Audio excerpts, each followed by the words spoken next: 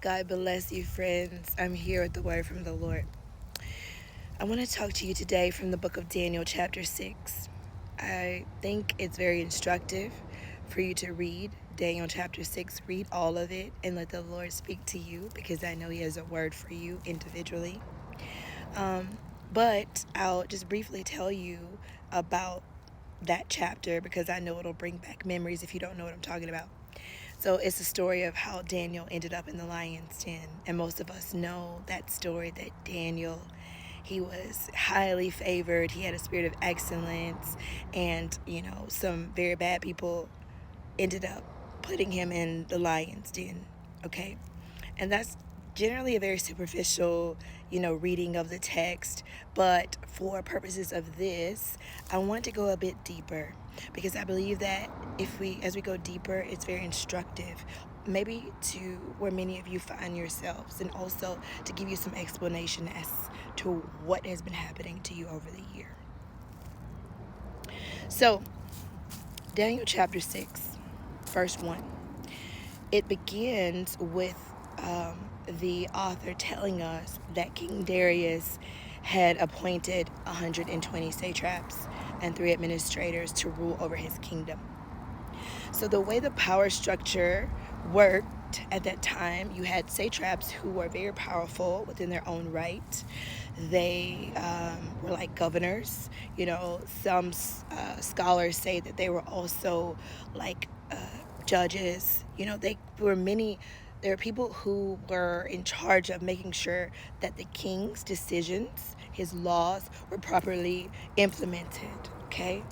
And so above them were people called administrators. And the Bible tells us that the king only appointed 3. So these 3 people were in charge of the administrators, basically making sure the administrators were doing what they were supposed to be doing. And so we know that of the 3, Daniel was one. So it doesn't really tell us much about the ethnicity, the cultural background of the others, but if you will, you just maybe assume that they were Babylonian or Persian, or most likely because that's where Daniel was. He was in exile, right? And I'm sorry how crazy this is, right? He was in exile, and God used him to be an administrator, even though it wasn't even his country. Very, very, very fascinating. Very instructive. Instructive in a sense that it doesn't matter where you come from. It doesn't matter any of that. When God's hand is on your life, no one can stop God's promises. All right? So Daniel was one of those administrators. And we know that the others were not fans.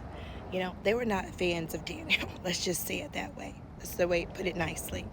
We know they were not fans because the Bible tells us that all of the satraps, all of the administrators, all of them got together. So that was 122 people, and decided that they were going to come against Daniel. They couldn't stand what he was doing. They couldn't stand anything about him. They wanted him out.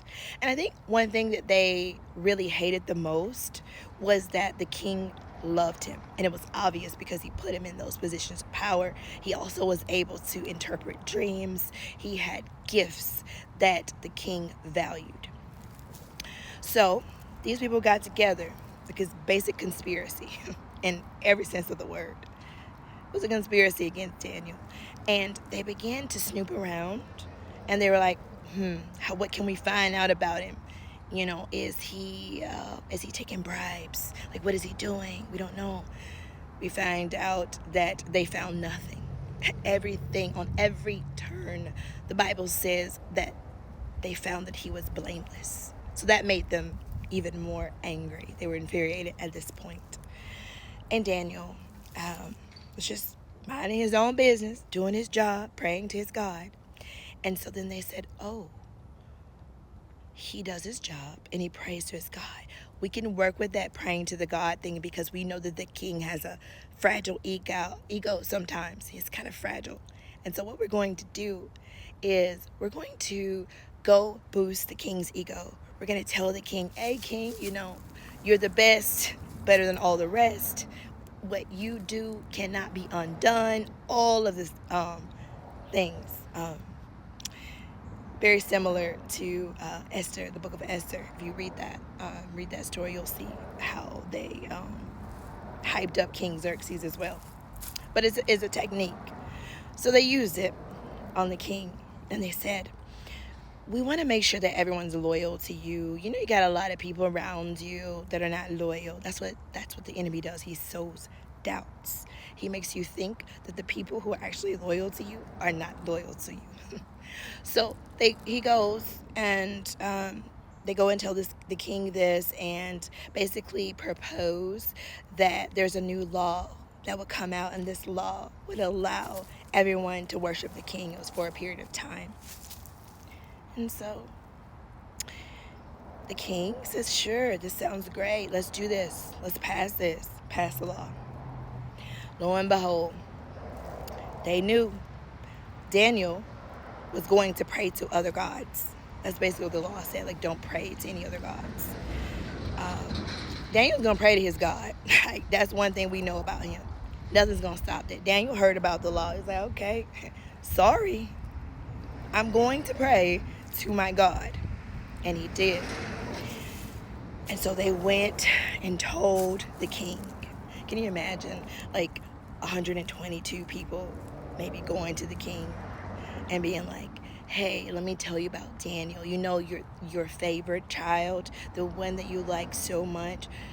He's actually, I hate to tell you, man, but he's disobeying your law. So the king had this understanding. King Darius had an understanding of Daniel and his God. But his hands were tied. He had made the law. The law had to be implemented fairly. Well, King Darius, with what I believe to be a broken heart, goes to Daniel and he utters this prayer, okay? And this is what he said.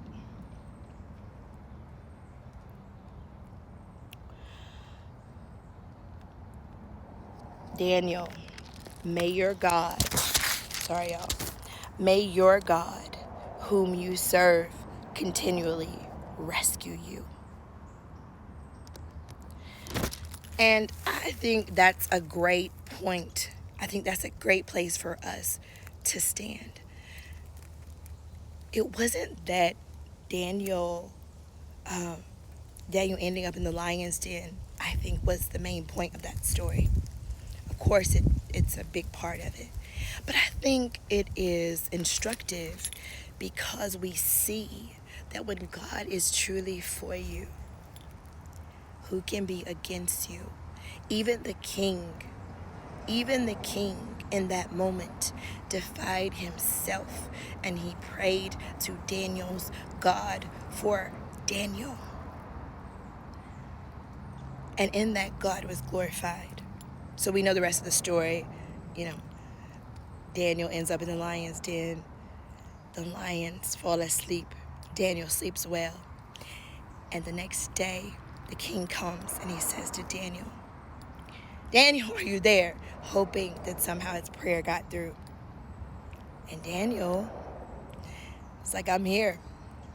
And in that moment, the king bowed down. Well, after he really, dealt with those other people, like, that was probably a sight. But after that, he said to Daniel, I know now that your God is the Most High God. Let me quickly say this. He says, I'm going to issue a decree that every part of my kingdom, that people must reverence and fear the God of Daniel. For he is the living God, and he endures forever. His kingdom will not be destroyed. His dominion will never end. He rescues and saves. He performs signs and wonders in the heavens and on the earth. He rescued Daniel from the power of the lions. And the end of the story. And Daniel prospered during this reign. That is your story. You will prosper. God bless you.